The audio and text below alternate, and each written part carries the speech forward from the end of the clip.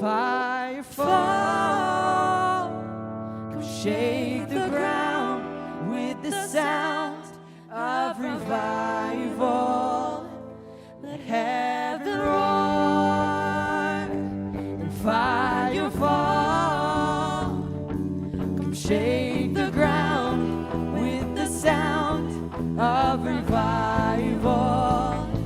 Let heaven roar and fire fall, come shake the ground with the sound of revival. My God's not dead, he's surely alive. He's living on the inside, roaring like a lion. God's not dead, he's surely alive. He's living on the inside, roaring like a lion. God's not dead, he's surely alive. He's living on the inside, roaring like a lion. God's not dead, he's surely alive. He's living on the inside, roaring like a lion. Roaring like a lion. It's roaring, it's roaring, it's roaring like a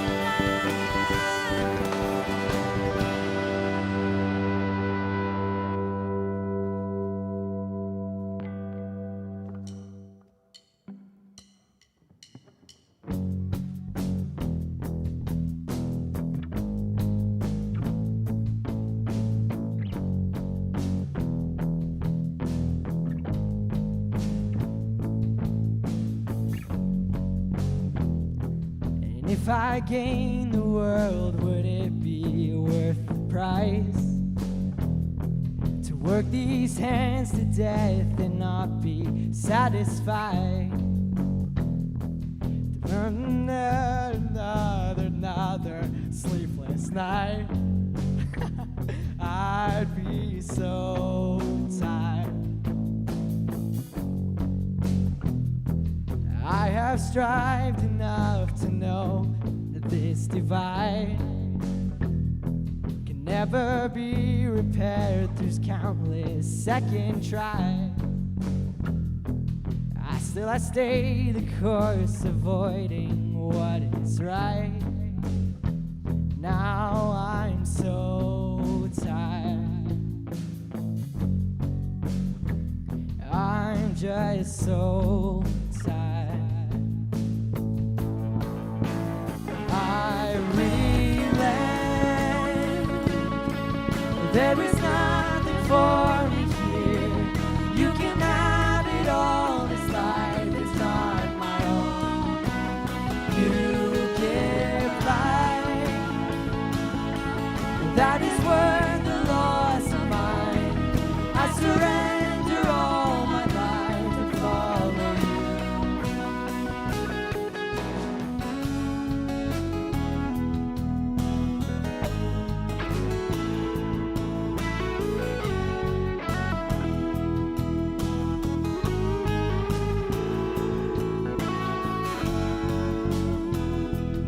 I have traded cherished truth for worthless lies, raging through the earth for treasure I couldn't find, wallowed in the mud for nothing but pride. Now I'm so tired.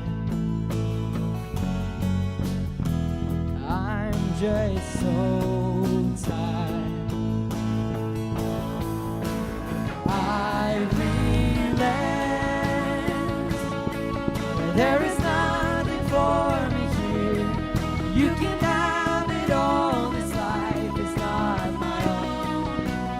You give life. That is worth the cost of mine. I surrender all I have to follow you.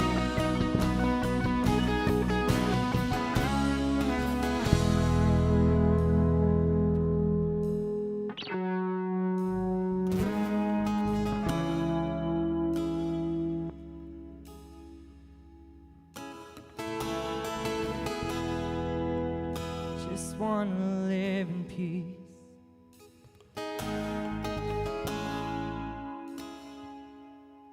But I'm struggling to believe that letting go will bring me peace.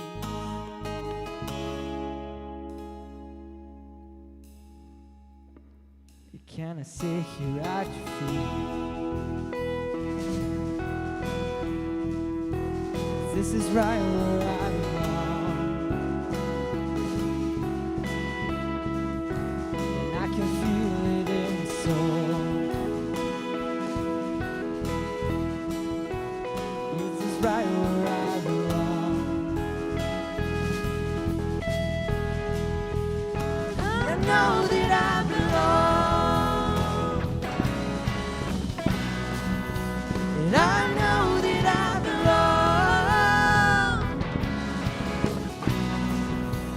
And I know that I belong. And I know that I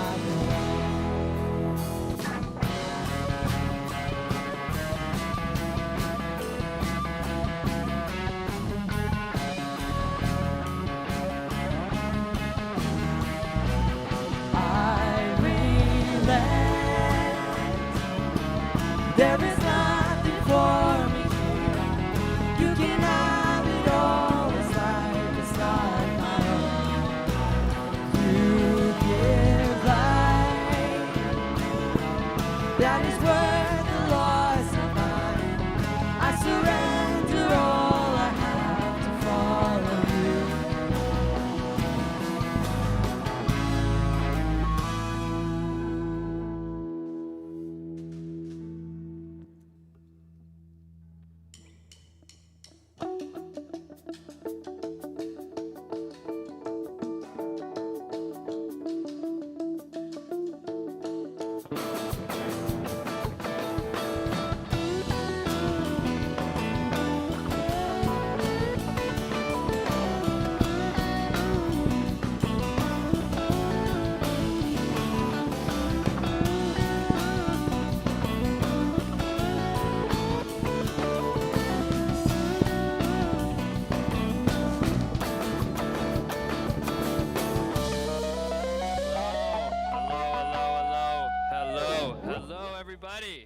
Hello. Hello. Is it not working? But you can still hear me because I'm saying hello. And you're saying hello back. Hello. Yeah, I knew it. Check, check, check. Sort of working. I'm supposed to say I drive a Civic. I drive a Civic. I drive a Civic. Okay. Thanks. They told me to say that and they weren't even listening. Okay. Because that's goat status. I don't know why that would be goat status, but I drive a Civic. He's making stuff up now. How's everybody doing? Good. I have no idea what this is, but we're going to find out. It's called Battle Buckets. Do you guys know what I'm talking about? No. Now it's getting really too loud.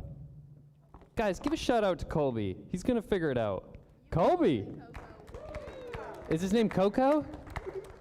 Did you just call him Coco? I said Glenn Coco. You go, Coco.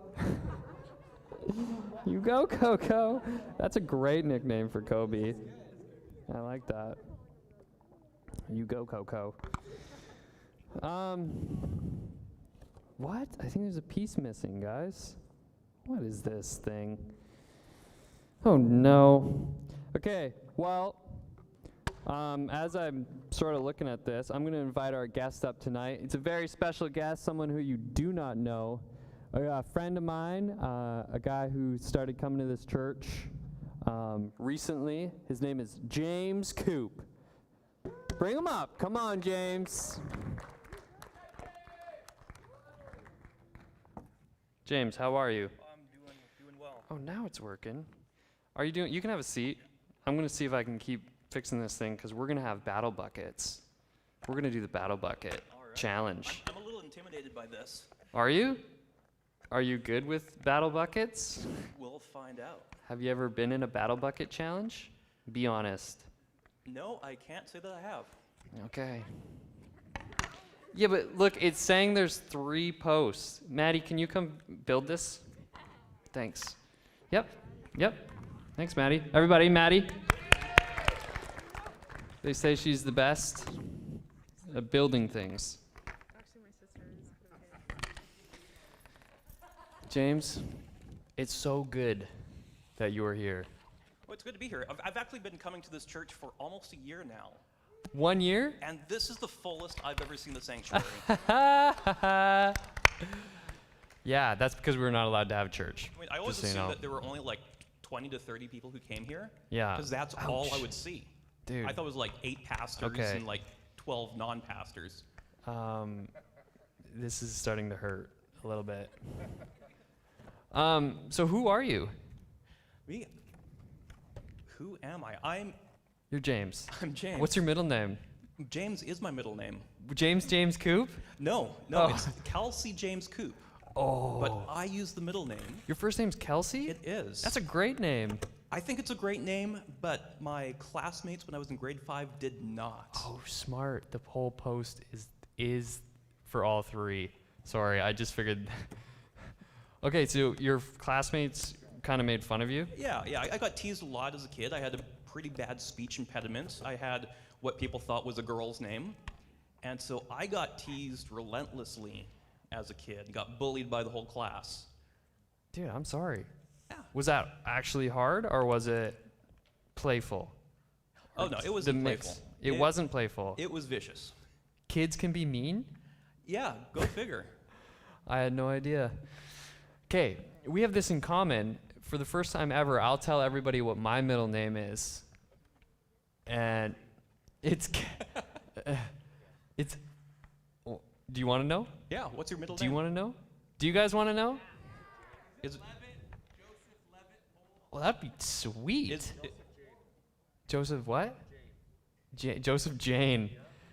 No, it's a name. You guys will never guess it because it's sort of an uncommon. Charlotte. Okay, all these sound awesome, and I wish it was, but it's my middle name is Emil. Yeah, or Emil is the proper pronunciation, but you guys are like, what is that name? Joseph Emil, or Joseph Emil. So, in my family, they always call people by their middle name. So up until grade 4, people called me Emil. I still have family who call me Emil, but people made fun of me. They said Emily. They said a meal, like they're eating a meal. It just Amelie poo. Some of it was like just being nice, but yeah, it gets to you. So when I was in grade 4, I changed my name to Joseph, and at the beginning of class, we had to make name tags. You guys remember this? Making name tags. Woo! Boom. So I'm making name tags, and this is a true story. I didn't know how to spell my name, which by grade 4, you're supposed to know how to spell your name. But I thought Joseph was spelled Joesph. It's Joseph. So I had to double check with the teacher, which was really embarrassing. It's burned into my brain how embarrassing that is. Yeah, that's tough for a kid. Do you have any embarrassing moments? Well, I do have a good name story. Okay. So right out of high school, I went to UBC. And I lived in the dorms, and one of the things that they do is they write everyone's name on the door of your dorm. But so my door said Kelsey, and I didn't like that, so I crossed it out. But instead of writing down James, I wrote down Thomas. And so for the next 3 years, people thought my name was Thomas. And it was one of those lies I couldn't really back out of. So there are people today who still think my name is Thomas. Oh man, you committed. I committed. How did that work in class? Well, at UBC, the classes are so big that I didn't have any classes with anyone from my dorms. Yeah. And so, if someone knew me from class, they'd know me as James. Okay, wait up. You went to UBC? Yeah, if someone knew me from the dorms, they'd call me Thomas. And if someone knew me from before grade 5, they called me Kelsey. So potentially there's like 3 you out there. Yes. Some people would be like, did you know Thomas? And they'd be like, yeah, I wonder if he was friends with James. Or did he kind of know Kelsey? Yeah, so if someone runs up to me on the street and says, hey, Thomas, Thomas, Thomas, I know that they know me from UBC. That's easy. Yeah. We It's a should great all system. do that. We should all have, nicknames are the way to go. Yeah. La Coco. Or what was it? Coco what? What did you say? Glen Coco. Oh, Glen Coco. That's Kobe's new nickname. Anyways. Nope. A good nickname doesn't need an explanation. Remember? Nah, it doesn't work. It doesn't work.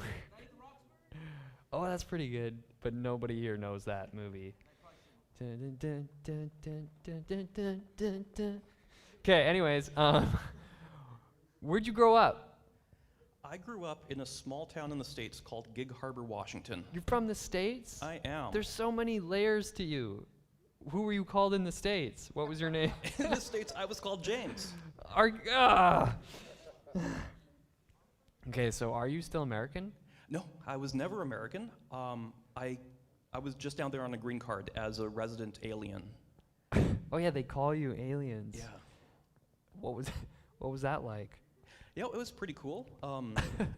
No, when you're Canadian and you grow up in the States, you become incredibly patriotic about your country because you're the only one there, so you have to represent.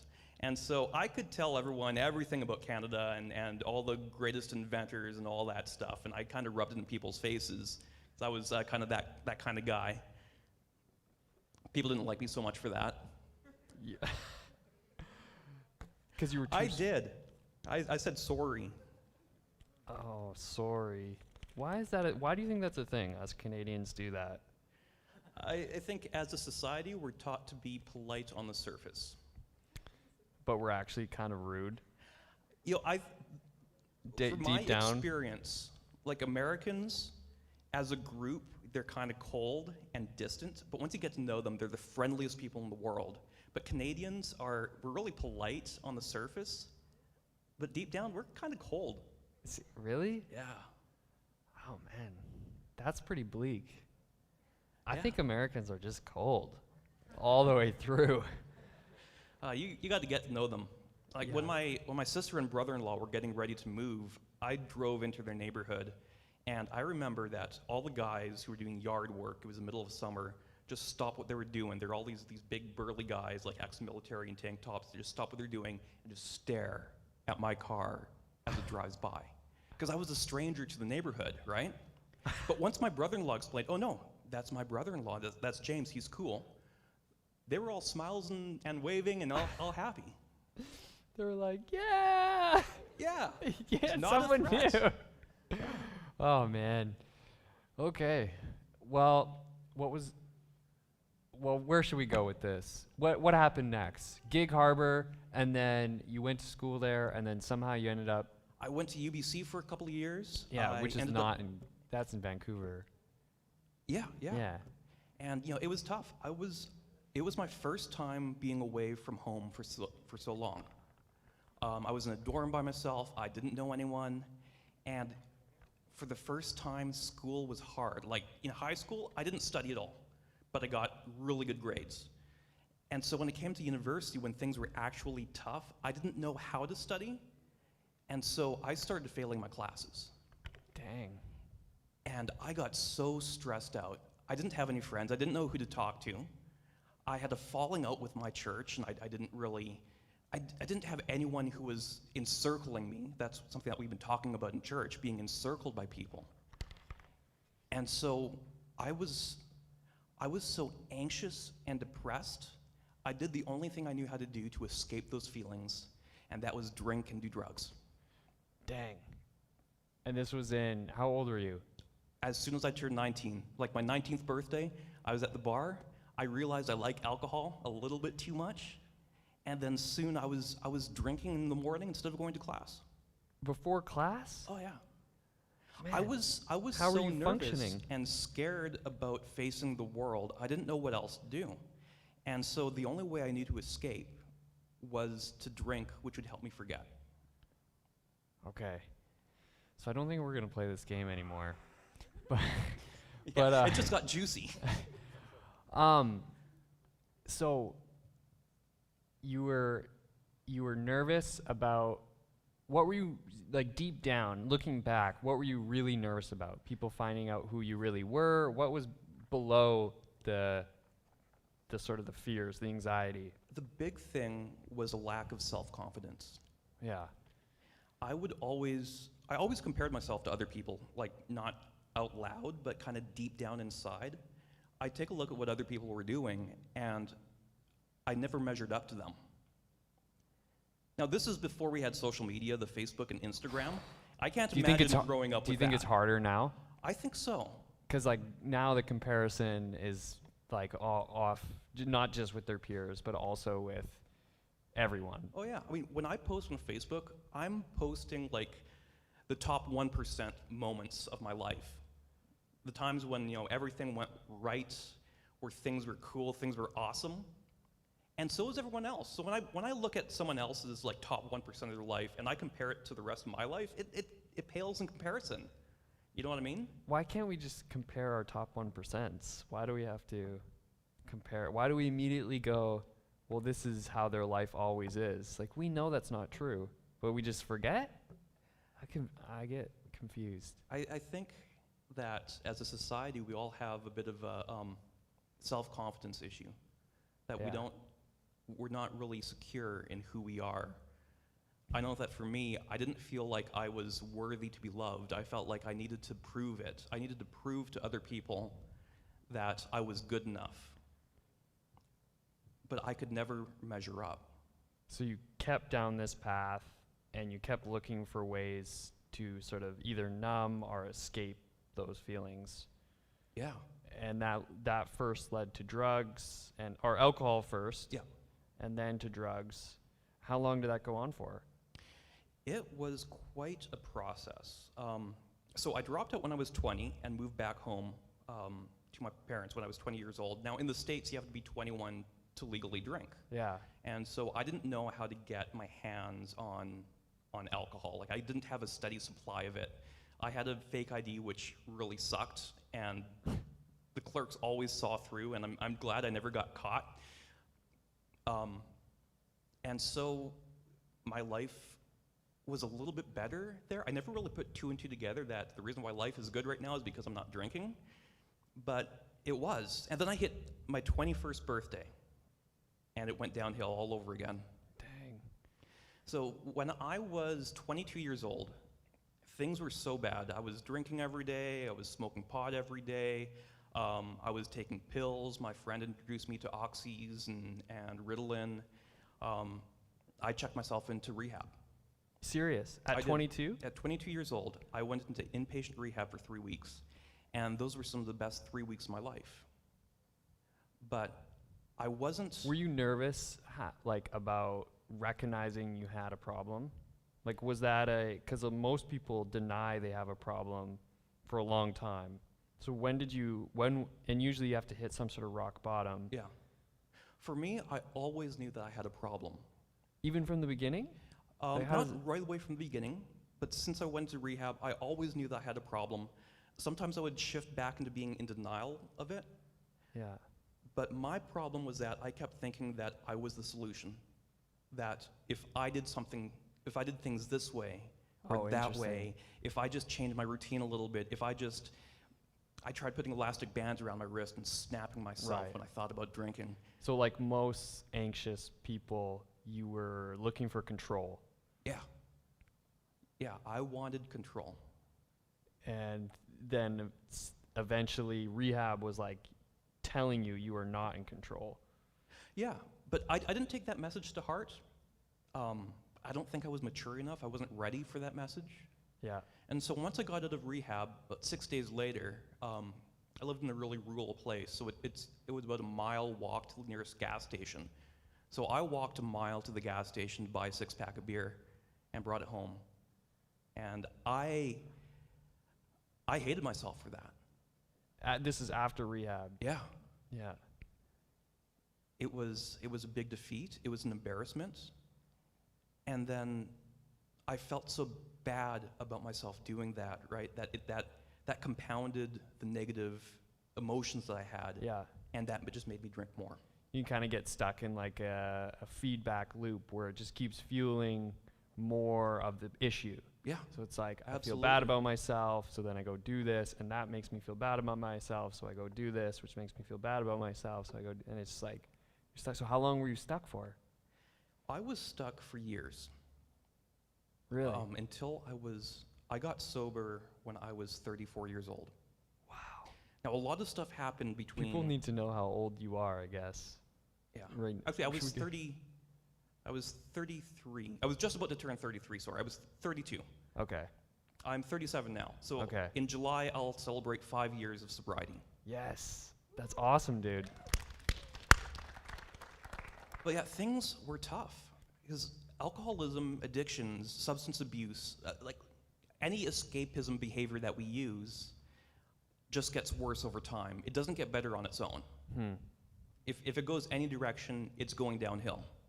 Interesting. Because the amount of stuff that we need to escape to that same level gets bigger and bigger. Yeah.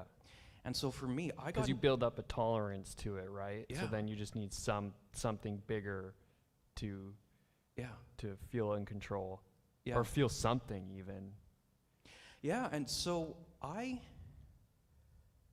ended up, when I was trying to do the math here, about 26 years old, I started having really bad pain in my side. And, you know, I ignored it because life, I didn't want to deal with it. I don't want to deal with life. Yeah. I'd get home from work, start drinking. That was my routine. And just so people know, like you were a professional chef Yes. at this time, by this yeah. time. So Yeah. you were like doing stuff with your life, but Yeah. deep down, So the only way I could stay sober was because I was a workaholic. And I loved being at work. I can work really hard. And so knowing that I had to get up in the morning, I would kind of time it out, right? I got to get up in 13 hours. I got to be sober in 13 hours. I've had 10 shots so far, so I can have 3 more, and then I go to bed, and then I should be sober enough to go to work tomorrow. I would do the math every night. So work was the only thing that was keeping me sober. yeah. And then I started developing this pain, and I just kept ignoring it. And I realized that, when I get home from work, I can just drink a couple of beers, and the pain goes away. Until I start sobering up, then I have to drink more. Yeah. So was it your liver? It was my pancreas. Pancreas. So I had alcohol-induced pancreatitis. Wow. And this is something that is incredibly painful. I let it go to a point where they did a CT scan on me in the ER, and the technician said, no, this guy needs to be checked in right now. The only cure for this, like there's no drugs that you can take that cures it. The only thing you can do is fast. So no food, no water, not even ice chips. Wow. They kept me alive with a saline drip and vitamin drip. But for the first 5 days, not even ice chips. No way. Because my pancreas needed time to rest. Whoa. So I got out of that. I was scared. I was scared sober for a little while, but before long, my problems came back, right? I didn't learn how to deal with my problems. I didn't learn how to properly deal with my issues. I still felt all alone. I still felt this giant hole inside of me. Yeah. And so I started drinking again. And 1 year later, I was back in the hospital with the same condition. Same doctor looking at me, shaking his head. He was up, like, kind of gave you a talking to, or? Yeah, he said, next drink you have could be your last. And did that scare you? It scared me, but not enough, because it's that control thing. Right. If my next drink could be my last, I'm controlling it. I'm choosing to drink. I'm in control of my life. Right. So how did you deal with this? Like, how you were saying these were all attempts to figure out and deal with the emotion and the pain and stuff of your past and everything that was going on, which we don't have time to get into, but how did you deal, like, when did you get to know Jesus? Like, what happens next? Yeah, so we'll skip a lot of things, mental illness, suicide attempts. I went through that. I'm not trying to make light of that, the self-harm. That's something that a lot of people do go through. It's not a joking matter. It's it's something that if you're struggling with that, I pray that you would talk to someone about. I had my fifth or sixth round of alcohol-induced pancreatitis. Yeah. I was living in Vancouver at this time. I lost my green card because of my drinking, so I had to move up here. My pancreas was inflamed. I was taking handfuls of Advil every morning. It's the only way I could stand up straight. Wow. And There's so much pain. yeah, it was physical pain, mental pain, emotional pain, and I didn't know what to do. And so part of me just surrendered. That's a pretty powerful word. Yeah, You just said, I finally admitted that I can't do it. I can't do it on my own. Yeah. And so I ended up going to an AA meeting. And I heard people telling their stories. And they were talking about the isolation they felt, and how alone they felt, and how nothing they did cured it. And I realized that they were saying the same story that I felt. And for the first time, I felt like, you know what, I'm not alone here. These people have gone through these terrible things too, but they're sober and they're happy. And they actually love themselves somehow, and I want some of that. So I started going to AA every day. I got a sponsor, and I started working through the steps. Now, the 12 steps of AA, only the first step deals directly with alcohol. Okay. Everything else deals with how to live your life. Interesting. And the third step is, I gave my life, my will over to the power of God. Yeah. And that was something that I needed to do. A higher power. Absolutely. At that time in my life, I believed I was a Christian. I was nominal at best. I'm not sure that I had a lot of doubts. I didn't go to church. I didn't read my Bible, but I grew up in the church, so I could still consider myself to be a Christian at that point. And so I realized that, I had to take this seriously. I had to turn my life, my will over to God.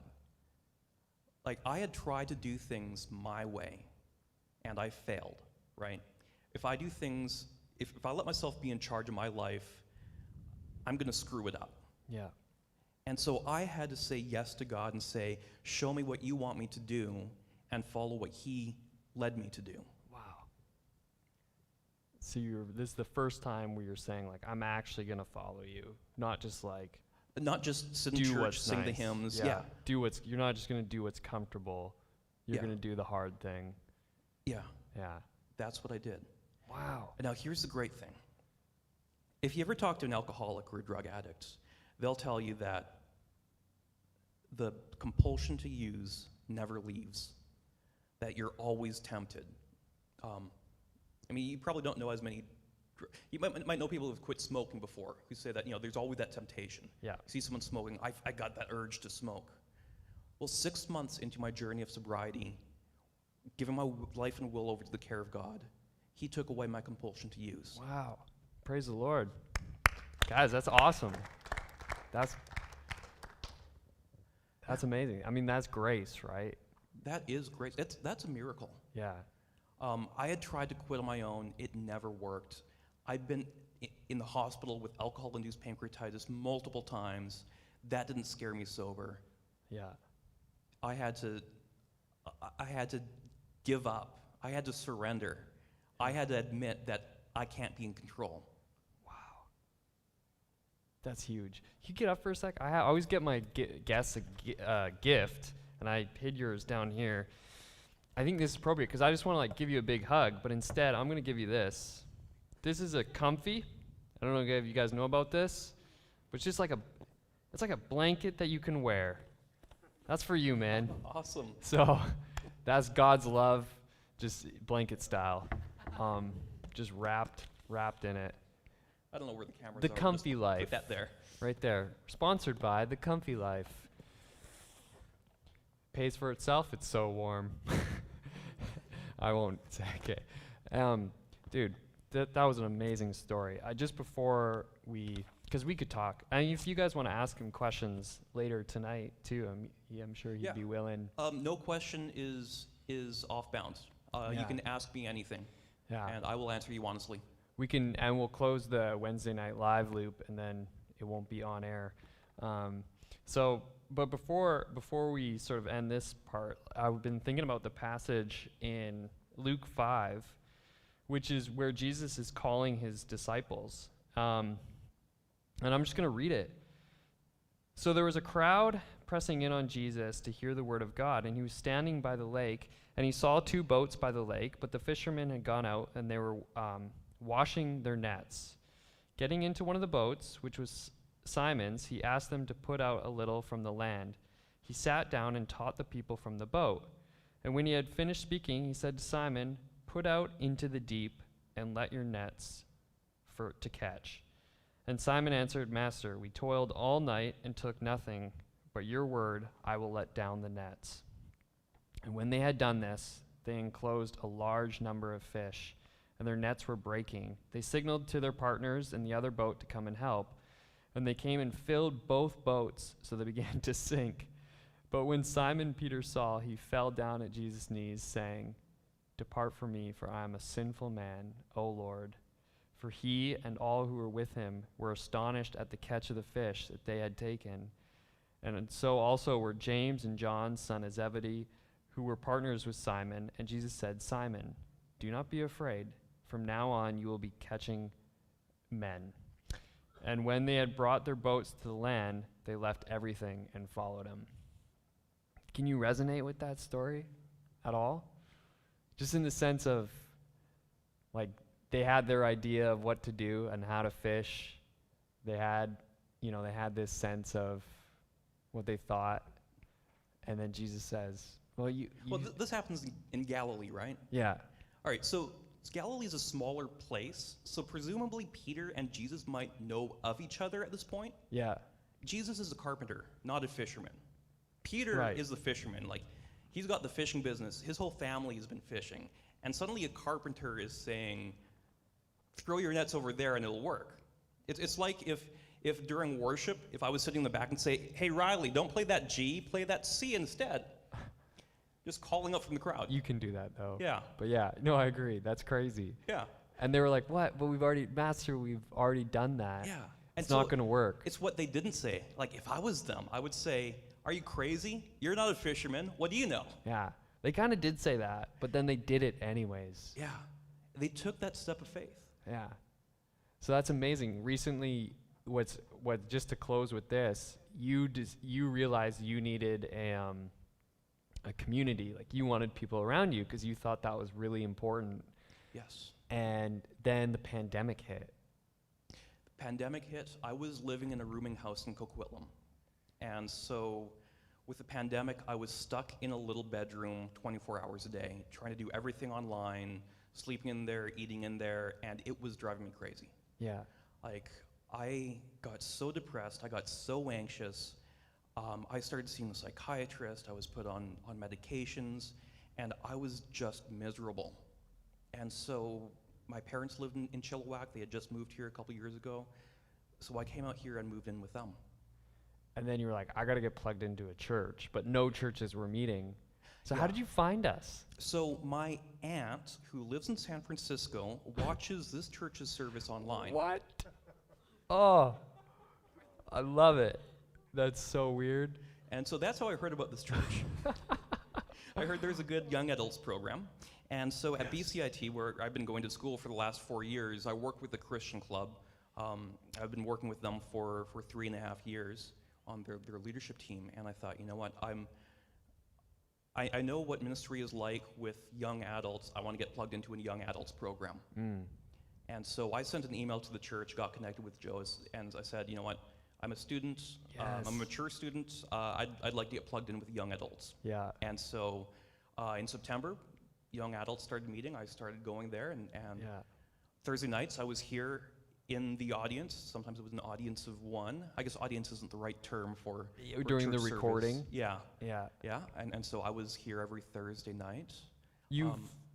Long story short, you've plugged in Yeah. somehow which is astonishing because I think most people think they can't really get involved in a church, but yet In a little less than a year, I'm involved with young adults.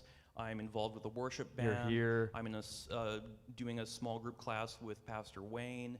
Next week, I'm going to be on the podcast with Holly. Yeah. I love that story. I man. know all the pastors. I think all the pastors know my name, which is pretty cool for a big church. Yeah. It kind of helped that I was here on Thursdays and I kind of had them to myself. Yeah. Dude. Well, that was an amazing story, and I'm very grateful that you shared that with us. And like we said before, we don't always have such unique guests. So if any of you guys want to talk with him, he'll stick around a little bit afterwards. Yep, I'll be here. You can even wear this if you want. Let me read one more here. Who doesn't want to wear a blanket around all the time? That's a true quote by someone. Yeah, can I pray for you? Yeah. All right. Jesus, thank you for just grabbing hold of James and saying, follow me, and for reminding him time and time again to surrender.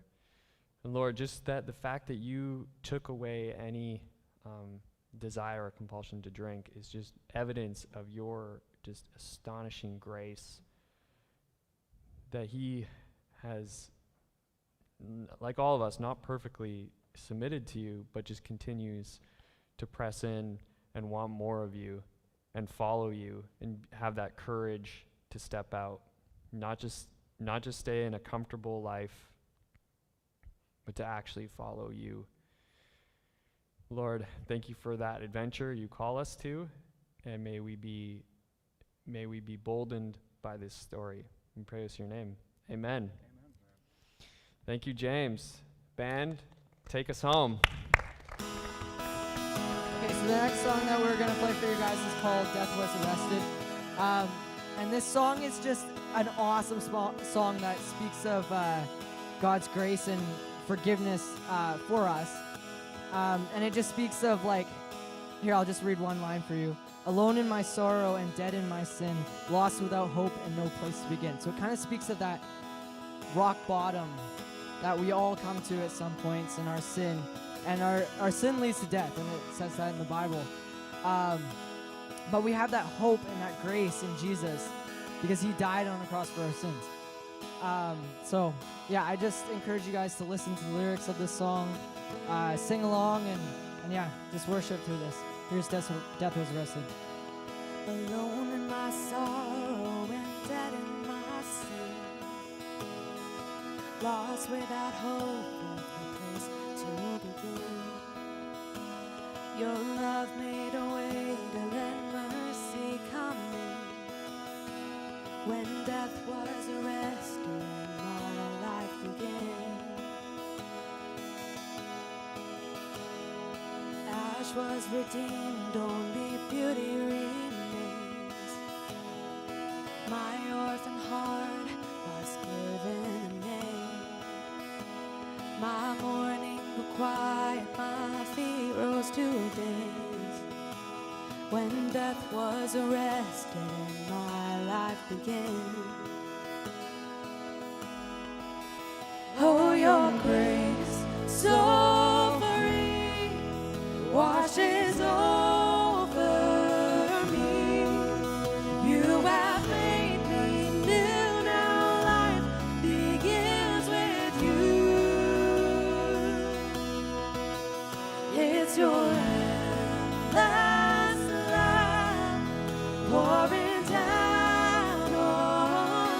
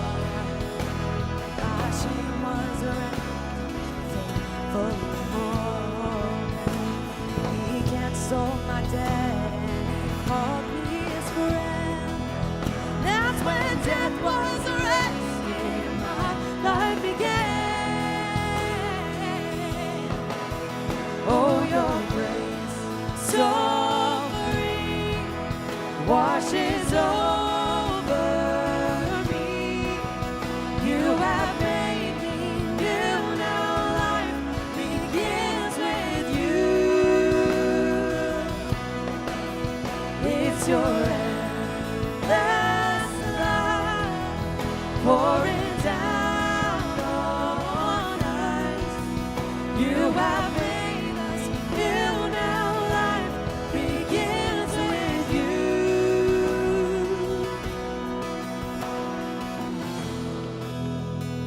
Our Savior displayed on a criminal's cross. Darkness rejoiced as all heaven had lost. But then Jesus arose with our freedom in hand.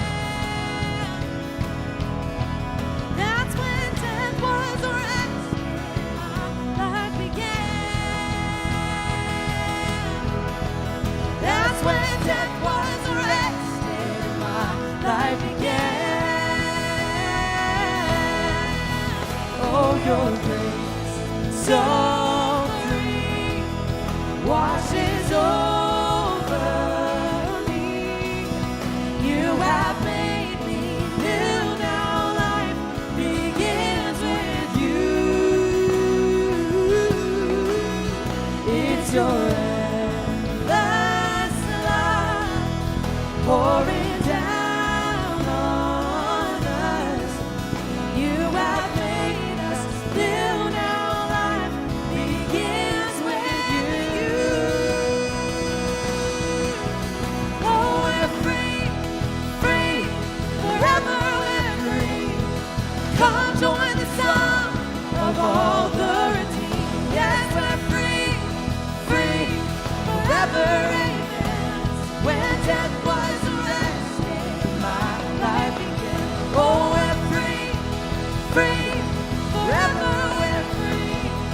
Come join the song of all the redeemed. Yes, we're free, free, forever, amen. When death was arrested, my life began. That's when death was arrested, my life began. That's when death was arrested, my life began.